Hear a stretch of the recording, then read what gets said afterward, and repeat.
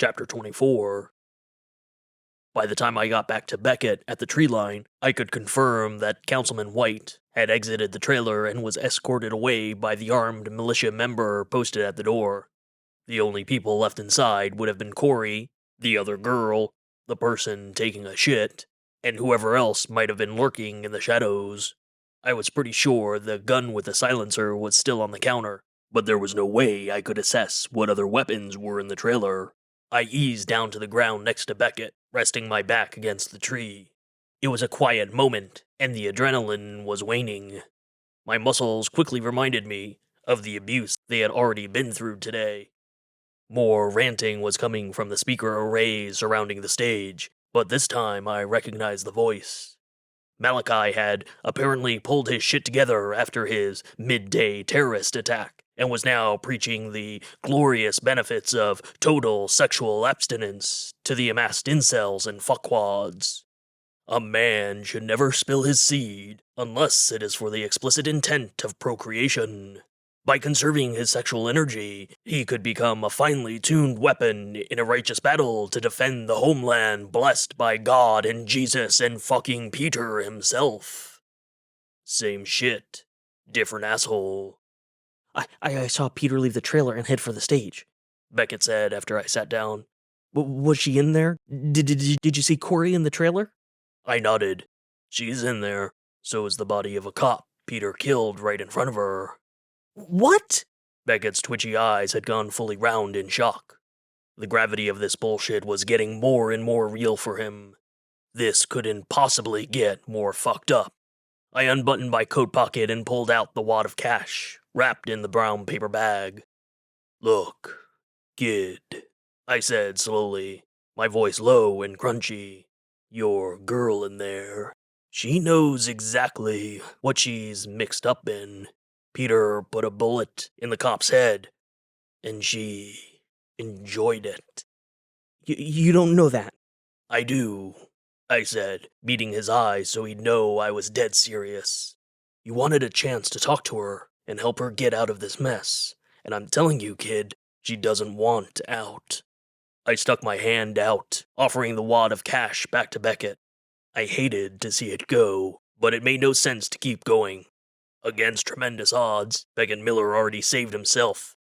He should have a chance to rebuild his life.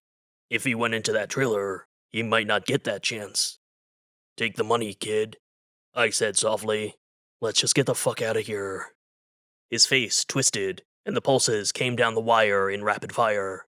I gritted my teeth against the pole, and watched as Beckett looked at the trailer. It wasn't that he didn't believe me, or even that he didn't want to believe me. On the one hand, beating a quick retreat and putting this whole fuck show behind him once and for all. On the other hand, come on, kid. He turned back to me, eyes big, brows knitted, and I felt his remorse before he opened his mouth. Mr. Owens, we've come this far. Oh, for fuck's sake. And she's right there, he finished. She won't hear you, I said. He shrugged and couldn't have possibly looked more fucking helpless. I gotta try. I pulled her into this mess. If I can't at least try and get her out. It was virtue I had felt from him. Yeah, it was fueled by guilt and misguided by youth, but it was virtue just the same. And thanks to that fucking infernal pull, I could feel it blooming inside myself. Even if it was hopeless, it was the right thing to do. And if there was a chance, even if it was as remote as a billionaire paying his fair share of taxes, Beckett needed to finish this. For the girl, sure, but I knew in the long run, it was more for himself. The girl might be lost, but he needed to know he did everything he could to reach her. He wouldn't be able to live with himself if he didn't at least try. Gertie reminded me of that every goddamn day. I returned the money to my pocket and looked over at the trailer. Malachi's ranting from the stage felt like a warm-up to the main event. If Peter was about to take the stage, The girls would probably exit the trailer to watch their dear leader speak. At the moment, the path back to the trailer was clear. Well, if we're fucking doing this. I stood up and felt the profound ache of the day throughout my muscles and straight down to my bones. The rising tide of rage pressed against my back, a constant and building pressure. I reached a hand down to Beckett. His mouth formed a thin line. He was young. He was dumb. But he knew what he was getting into. He understood the risk, because he understood what it would mean to move past this moment, having not taken the risk. Beckett grabbed my hand and pulled himself to his feet.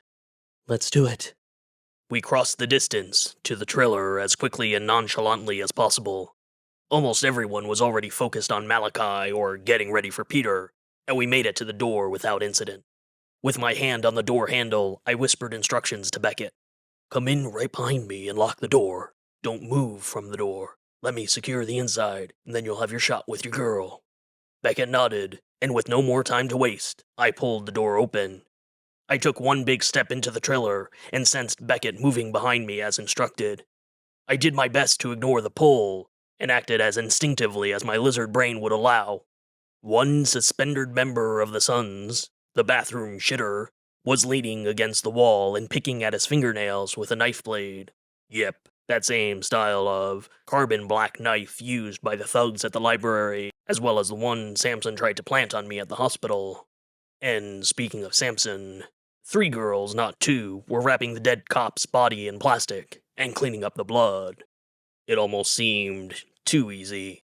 I almost felt bad for these poor saps. I held up a cautionary palm. Everybody stay cool. The bathroom shitter panicked and launched himself at me, sidestepping the girls and the dead cop. Unfortunately, the girls panicked too, and scrambled in every direction away from me. As the shitter tried to sidestep, one of the girls slipped in Samson's blood, her legs splaying wide.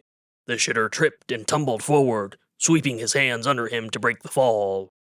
The girls gathered at the opposite end of the trailer, and the bathroom shitter rolled awkwardly on his side. The trailer fell painfully quiet. Another piano wire weakened, and the light faded from the bathroom shitter's eyes. The knife handle was stuck in his chest. Considering my friend at the morgue had been flayed by a similar knife, it was hard not to see this as a macabre take on karmic justice. The whole thing took about 3 seconds. I lowered my hand and stepped aside for Beckett. The floor's yours, kid. Beckett was transfixed on the cunt who fell on his own knife. That, and Samson, half covered in plastic sheeting and sitting in a pool of his own blood. Wads of bloody paper towels surrounded him. It took me a moment to realize that after all the shit I had personally been through today, this was the kid's first close-up look at the horrors perpetrated, albeit self-inflicted, by the Sons of the Golden Future. Beckett's mouth fell open silently as I placed a hand on his shoulder. I said softly, there's a lot to process here, but you're gonna have to do it later. Right now, you need to speak your piece, kid. Oh, he's holy fuck, he's dead, Mr. Owens. Beckett stuttered, not taking his eyes off the body. I squeezed his shoulder. I need you to look at your girl, Beckett. Straight ahead. This is why we're here. I need you to look up, Beckett. Slowly. So fucking painfully slowly.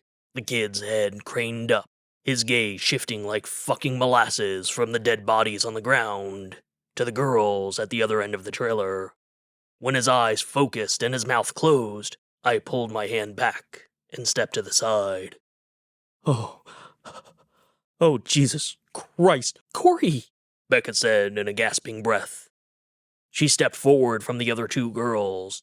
They all wore the same white blouse and black skirt, but Corey carried herself with a confidence that was missing from the others. She stood straight, shoulder squared, while the others were hunched forward. The pull told me she was satisfied. At first, I wasn't sure if that was my own emotion, a reaction to how quickly the bathroom shitter fucked himself over, but no. It was a clear, strong vibration pulsing directly from Beckett's girl. Oh, Corey, we have to get out of here. Beckett pleaded over the two dead bodies. And I know these people are fucking scary, and it feels like you don't have any options, but you have to. You just have to. And Mr. Owens is here, so we can. Oh, shut the fuck up, Beckett, Corey said. And he did. It was the tone of her voice, the directness. Beckett blinked rapidly behind his glasses, trying to process what apparently was the last thing he expected to hear from her. Core, you don't have to be here. You don't have to do this with these people. We can walk out of here right now and just put all of this shit behind us. Corey held up a hand.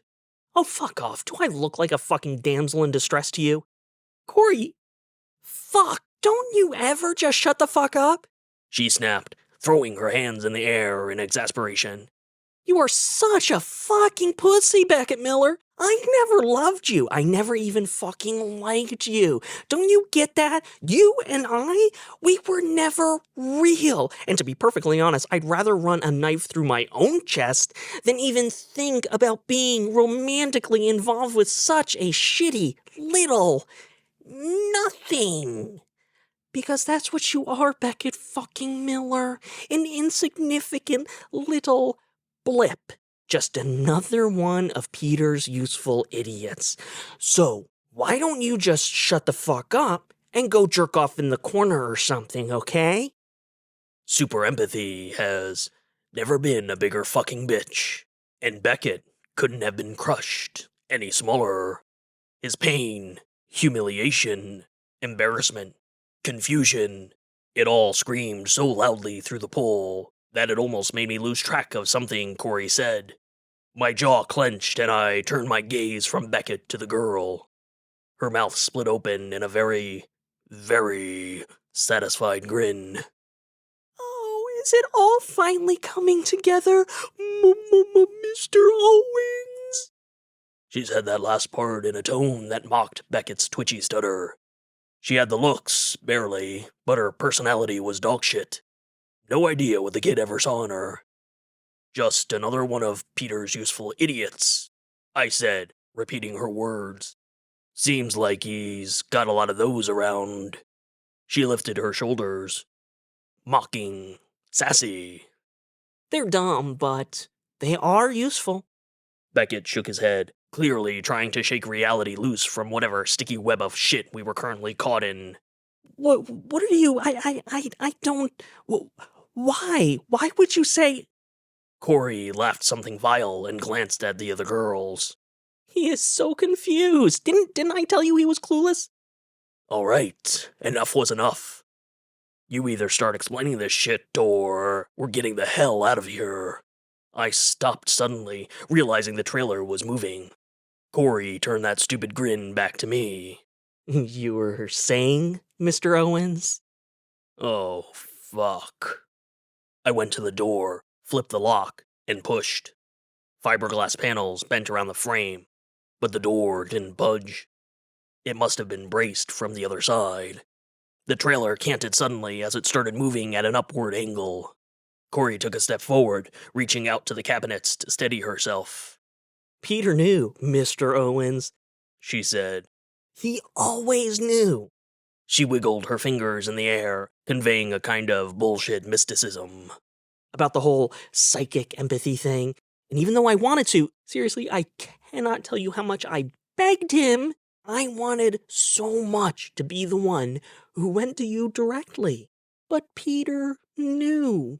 He knew you'd know. That's why we needed Beckett. That's why the little fuck needed to believe. As she talked, she stepped over the bodies. She passed Beckett without glancing at him, her eyes fixed on me the whole time. The trailer leveled off again and slowed to a stop. We needed a useful fucking idiot, she said. A dumb little cunt you'd never see coming, and who you would never be able to read the truth from. So I let him think I was innocent. I let him think he was introducing me to the sons. I let him fall head over heels in love, and Let me tell you, She cast a poisonous look at Beckett. it was so fucking easy. We were face to face now, and the truth stank worse than a fresh turd on a hot day. Through gritted teeth, I spoke in a low growl. You needed him to bring me to Peter. Because after everything that had happened today, the robbery at Murph's, Samson trying to frame me for murder, the attempt on Josephine's life, I was left struggling to see the connection between Peter's plotting to draw me out to the rally and Beckett Miller showing up on my doorstep.